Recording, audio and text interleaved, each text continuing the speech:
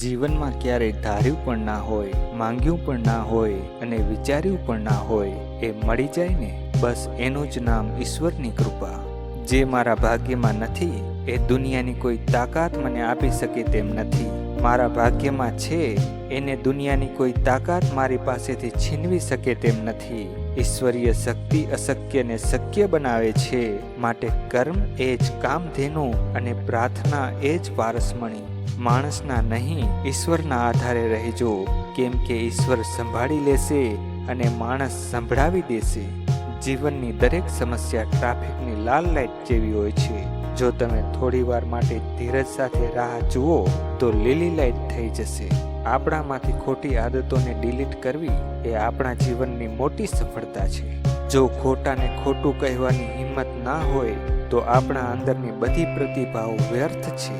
જેવી રીતે ઉકળતા પાણીમાં પડછાયો નથી દેખાતો, એવી જ રીતે અશાંત મનથી સમસ્યાનું સમાધાન પણ નથી દેખાતું. શાંત થઈને જુઓ, બધી જ સમસ્યાનું સમાધાન દેખાશે. દુઃખ ત્યારે જ થાય છે જ્યારે તમને એ અહેસાસ થાય કે તમે જેને જેટલું મહત્વ આપો છો એની દ્રષ્ટિમાં તમારું કોઈ જ મહત્વ નથી. મોબાઈલનું હોય કે જિંદગીનું, પણ સ્ટેટસ એવું રાખો કે લોકોને કોપી કરવી જ પડે. ક્યારેક 5 મિનિટથી વધારે સિરિયસ ના રહો, કેમ કે તમે સંસારમાં છો, આઈસીયુમાં નહીં. અર્થ વિનાનું કંઈ જ ના રાખવું, ના વિચાર, ના વસ્તુ, ના વ્યક્તિ. ઘરમાં ઘરડું સભ્ય હોવું તે ભાર નહીં, ભાગ્ય છે. કબર અને કદર બે સરખા છે, જે જીવતા ક્યારેય નથી મળતા.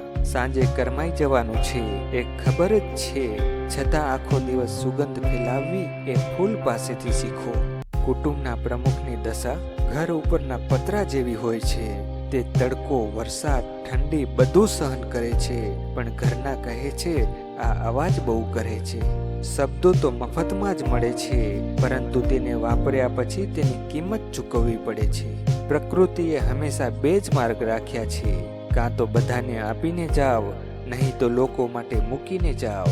સાથે લઈ જવાની કોઈ પણ વ્યવસ્થા નથી, પણ માણસ ક્યારેય માનવા તૈયાર નથી.